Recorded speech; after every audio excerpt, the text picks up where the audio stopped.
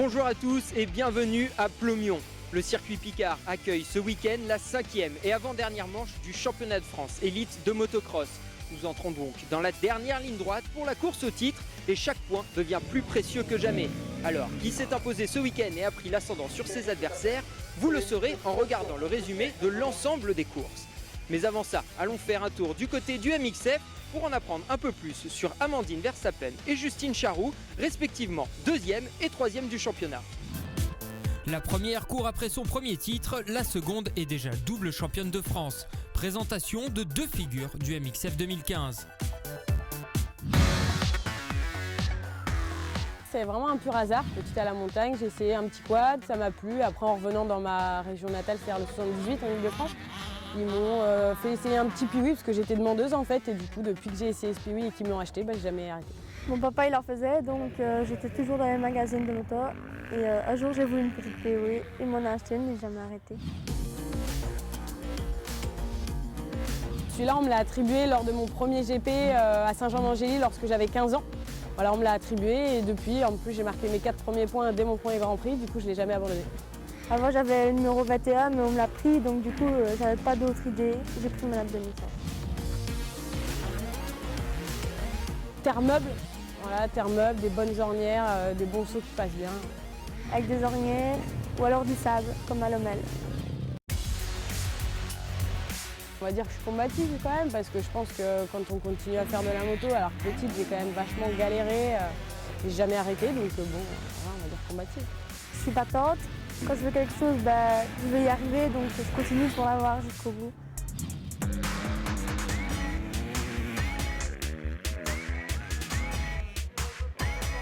Ah ça c'est une question qu'on peut pas... Ah c'est marrant ça. Jusqu'à la fin de l'année, on ne peut pas dire qui arrivera deuxième ou troisième, ce sera jusqu'à la fin de l'année comme ça.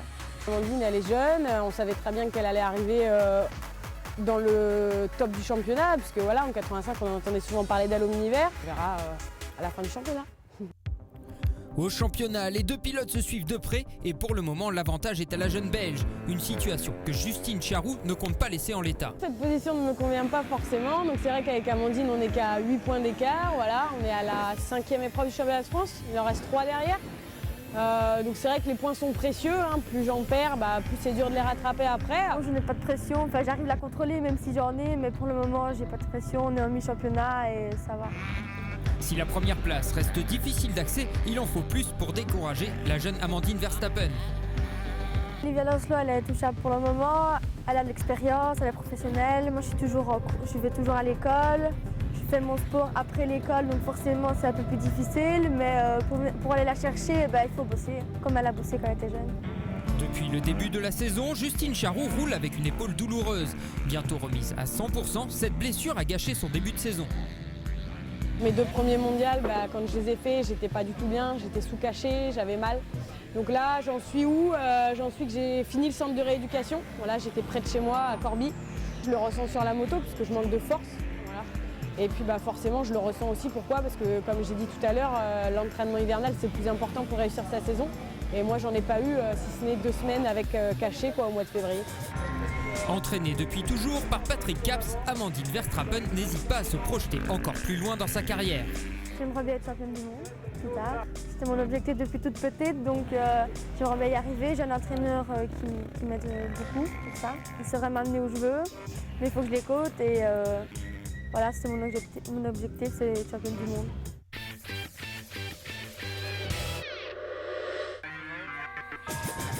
Après une séance qualif où Amandine Verstappen a détenu le meilleur chrono pendant un temps, c'est finalement Livia Lancelot qui va s'élancer en pole position.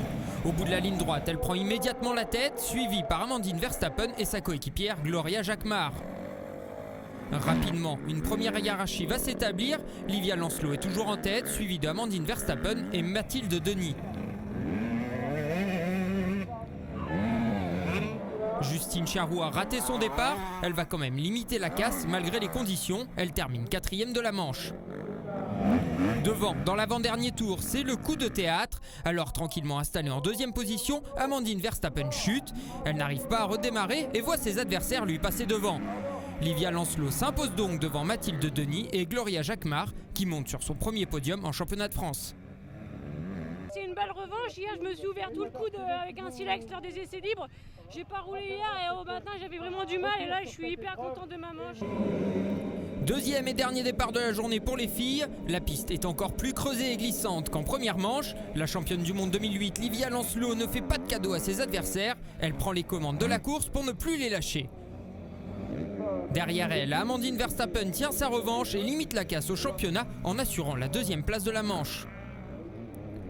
Enfin, Justine Charroux monte sur le podium après un départ encore manqué et une belle remontée. Lucie Jussium et Adeline Corbel complètent le top 5. Au cumul de la journée, Livia Lancelot fait carton plein et gagne devant Justine Charroux et Mathilde Denis. Je pars en tête, je gagne mes 2 manches avec plus de 2 minutes d'avance. Donc je rattrape un petit peu mes chronos d'hier où j'avais mis que 2 secondes à Amandine. Là c'est vrai que voilà, c'est deux très belles manches, sans prendre de risques, sans faire d'erreurs. Donc une très bonne opération au championnat parce que derrière il y a eu quelques petites chutes. Donc voilà, c'est un bon week-end. Pas de changement pour la plaque rouge, par contre derrière, Amandine Verstappen descend d'un rang et laisse la deuxième place à Justine Charroux qui possède maintenant 8 points d'avance.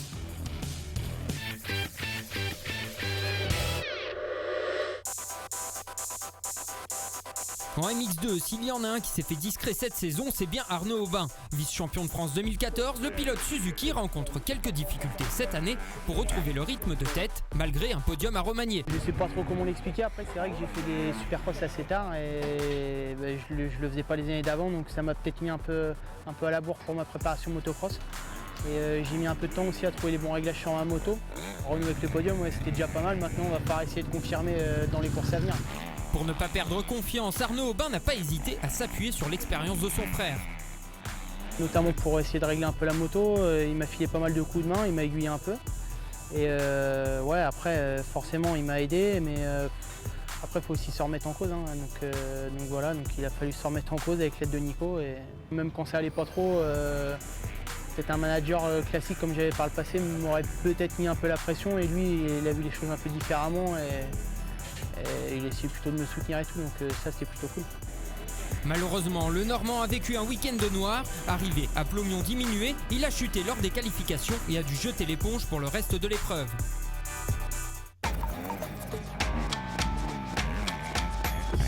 Leader du championnat MX2 et deuxième des internationaux de France, Maxime Després a encore réalisé le meilleur temps des essais chrono. Bien qu'en mesure d'être titré au terme de cette course, il préfère ne pas trop se projeter. Je fais ma course comme elle vient, faut pas penser au championnat, je vais rouler comme je sais rouler et voilà quoi, attaquer et me faire plaisir et voilà, si elle reste suivant, si ça se passe bien. La piste c'est assez compliqué parce que là il pleut encore, ça colle et ça va faire des grosses ornières donc ça va être compliqué et voilà le but c'est de partir devant et ouais, je pense qu'il faut faire gaffe parce que faut pas faire d'erreur quoi.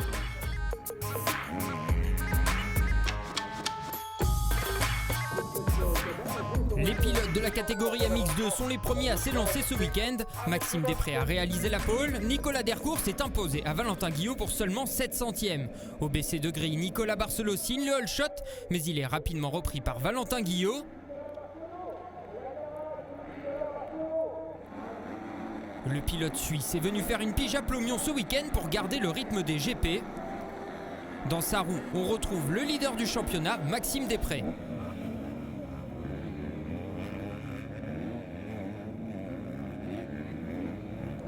Derrière, ça bataille pas mal pour le podium. Barcelot chute, il laisse passer Boulard, Verhaeghe et Soubeyras, qui est encore une fois mal parti. Simon Mallet vient également se mêler à la bataille.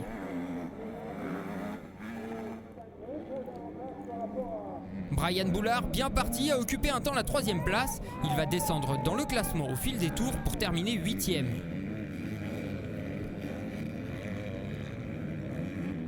Avec Nicolas Dercourt, ces 5 pilotes nous ont offert une belle bataille pour le podium, mais c'est le pilote Bud Racing qui aura le dernier mot pour la 3e place. À quelques tours de l'arrivée, Soubeyras se fait surprendre par le terrain glissant. Il chute alors qu'il était encore en lice pour le podium. Il termine à la 11e place. Verhaeghe, Mallet, voici la lutte pour la 4e position.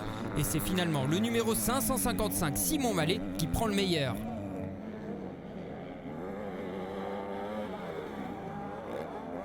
Devant, rien n'a bougé. Maxime Després a réalisé une course prudente mais sur un bon rythme pour ne jamais être inquiété. Il prend la deuxième place derrière Valentin Guillot. Le pilote suisse remporte la première manche avec un peu plus de 45 secondes d'avance. Une fois qu'on est trempe, on glisse beaucoup sur la moto, on n'a pas de grip sur la selle. Donc ça c'est assez délicat à rouler, on utilise beaucoup les bras et les jambes, mais bon ça va, c'était cool.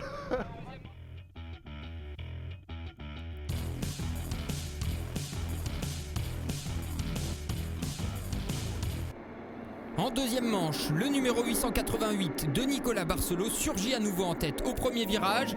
Le pilote Yamaha JPM signe un sans faute lors de ses départs du week-end. Derrière, on retrouve Verhaeghe, Guillot et Després.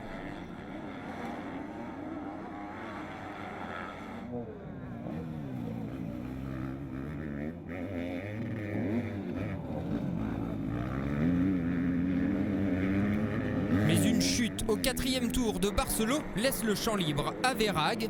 Ce dernier, leader provisoire, emmène dans sa roue Després, Dercourt et Mallet.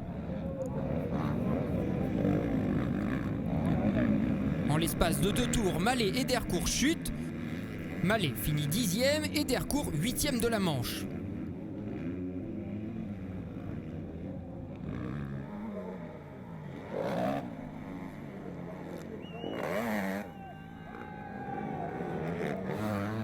Vainqueur en début d'après-midi, Valentin Guillot est moins en verbe ce coup-ci. Il tombe et se voit contraint de retourner au stand par la suite, c'est l'abandon. Celui qui crée la surprise aujourd'hui, c'est Adrien Malaval. Le jeune pilote de 17 ans aime la boue et il le prouve. Il monte sur son premier podium de manche en élite. Derrière, Tomado 4e et Lucas Humbert complètent le top 5. Pour la victoire, Maxime Després hausse le rythme et attend le bon moment pour passer devant Alexis Verhaeghe. Le jeune Verhaeghe ne démérite pas, mais il doit s'incliner et ne peut plus rien faire face au pilote Bud Racing qui s'envole vers la victoire au cumul de la journée.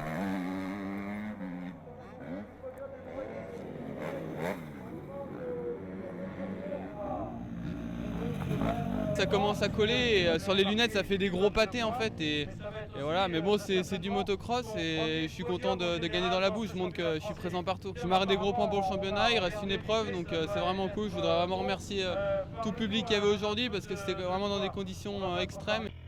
Au cumul des 2 manches, Maxime Després s'impose devant Verhaeghe et Malaval. Ces 2 derniers goûtent à la joie d'un premier podium en élite. À noter le week-end noir de Soubeyras qui ne finit pas la 2e manche et perd le contact avec Dercourt au championnat.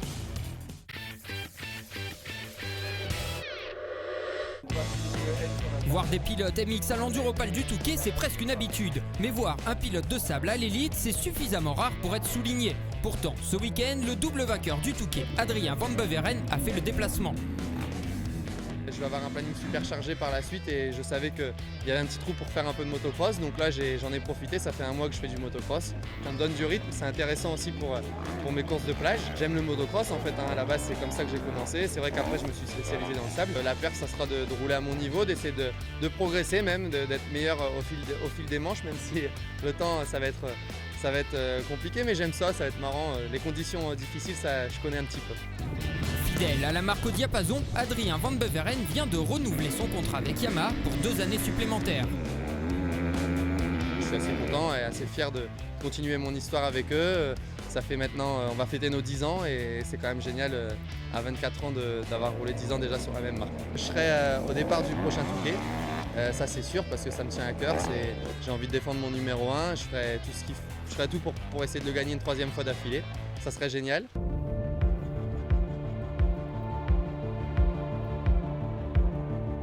À eux deux, ils ont trusté la première place de toutes les manches de ce début de saison.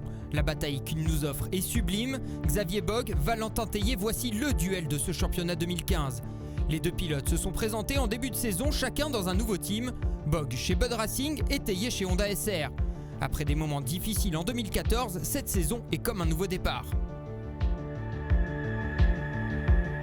C'était un nouveau challenge pour moi de revenir en championnat de France. Cet hiver, j'ai pu participer aux courses de sable. C'était aussi quelque chose que je voulais essayer, voir ce que ça donnait. Ça m'a fait du bien un peu de voir autre chose, parce que ça faisait déjà quelques saisons que je roulais en mondial, que je préparais les saisons en mondial, donc ça m'a pas fait de mal. L'année dernière, j'ai failli avoir le titre.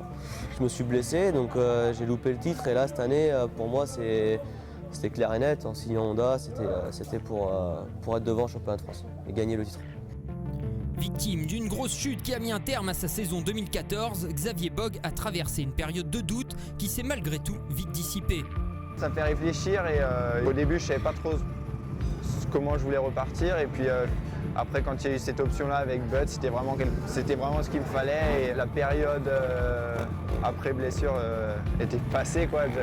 Je m'étais vraiment mis dans la tête de revenir, de vraiment m'entraîner et de prouver ce que je valais encore parce que je pense que je peux encore faire de belles choses. 2015 est synonyme de changement pour ces deux pilotes, de quoi garder une motivation intacte. Je ne dirais pas jusqu'à dire que ce sera un tournant dans ma carrière, mais en tout cas une belle motivation pour pouvoir essayer de gagner encore plein de titres derrière. Chaque année c'est compliqué, chaque année les compteurs sont remis à zéro et en cross on n'a pas trop le droit à l'erreur malheureusement. À la veille de cette 5e manche, le droit à l'erreur n'est plus permis. Xavier Bog doit rester concentré malgré la blessure récente du Vendéen au poignet. On ne peut pas dire que mon poignet soit à 100%, ça c'est sûr. Mais en tout cas, il sera assez fort pour tenir jusqu'à la fin du championnat. On a eu des mésaventures et au final on est toujours là prêt pour la gagne. C'est toujours bien d'être champion de France et ça montrerait que j'ai travaillé dans la bonne direction cet hiver avec l'ensemble du team et Jackie, notre entraîneur. Dans la catégorie reine, Xavier Bog a réalisé la pole position devant Aubin et Rombaud. Tellier assure une 4e place. La grille se baisse et le pilote Suzuki Nicolas Aubin réalise le meilleur en vol. Il est suivi pendant un temps par Damon Martens, Xavier Bog et Cyril Coulon. Le Belge Martens, habitué des courses de sable, roule sur un très gros rythme et bataille toute la manche avec Loïc Rombaud pour la 3e place.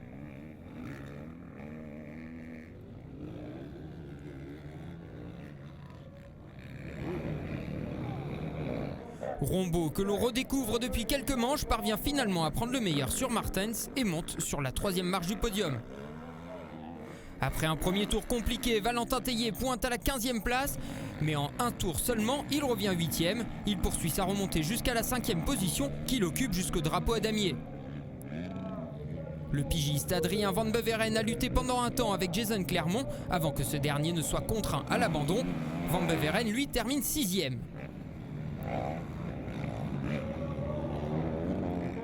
Xavier Bog a la vitesse qu'il faut pour aller contrer Nicolas Aubin, mais l'Alsacien a perdu trop de temps dans les premiers tours pour combler l'écart. Il doit se contenter de la 2e place. Au guidon de sa Suzuki numéro 3, Nicolas Aubin se dirige donc vers sa première victoire de manche cette saison.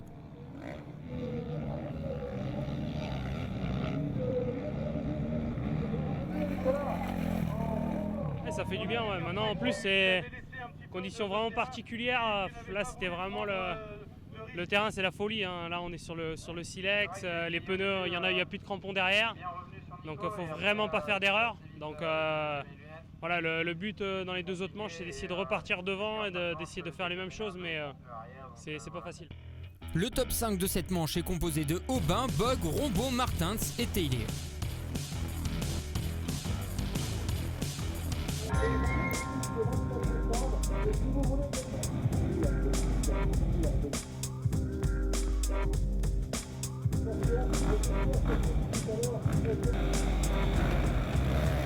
Encore une fois, Nicolas Aubin réalise le all shot au coude à coude avec Damon Martens. Le Belge est décidément dans un bon jour ici à Plomion, mais très vite, Bog et Tellier passent.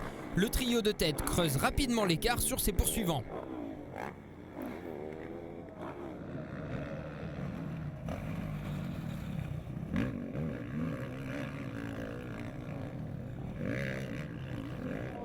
Pour la 4e place, Richard Fura attaque Damon Martens. Et ça passe. Fura, absent à Romagné, est de retour en élite sur le même rythme qu'à Guignon.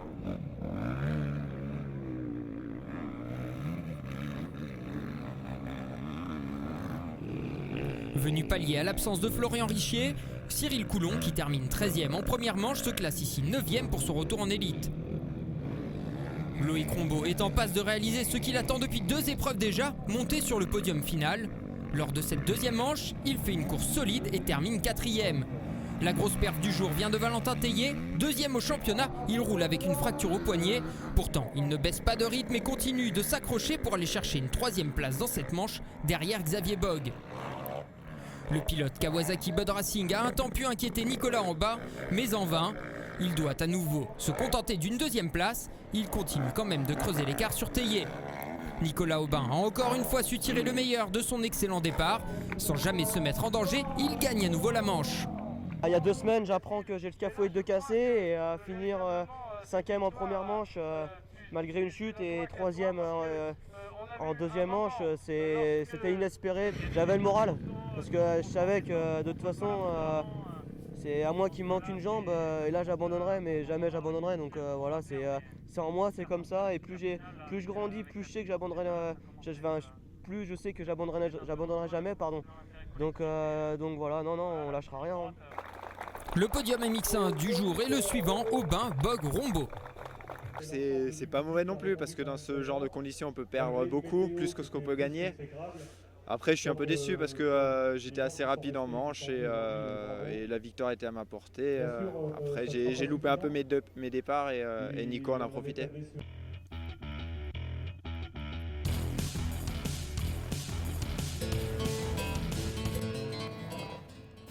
Malgré tous les efforts du motoclub Marley-Plomion pour offrir un circuit parfait aux pilotes, celui-ci n'a pas cessé de se dégrader à cause des conditions météo exécrables. Pour des raisons de sécurité, la super finale a donc été annulée.